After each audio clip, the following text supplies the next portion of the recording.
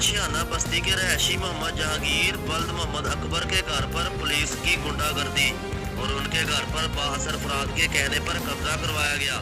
इनकी मां, बहन और बीवी पर शदीद तशद्दुद किया गया, जिसके नतीजे में बूढ़ी औरतों को शदीद चोटें लगी। मीडिया से बात करते हुए उन्होंने बताया कि तकरीबन 10 बजे रात को हमारे घर पर पुलिस ने दावा बोल दिया और हम पर शदीद तशद्दुद किया गया, जिसमें पेट्रोलिंग पुलिस की नफरी चौकी मोचीवाला रोड के पुलिस मुलाजमों ने भी औरतों पर शदीद तशद्दुद किया।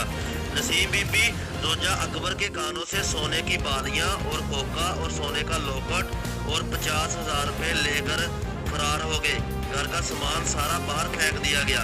गरीब घराने ने आरपीओ फैसलाबाद, आईजी पंजाब आरफ साहब, वज़ीर आला पंजाब उस्मान बज़दार से मदद की अपील कर दी और इस वाक़या का फौरी तौर पर नोटिस लें और हमारा घर वापस लेकर दिया जाए।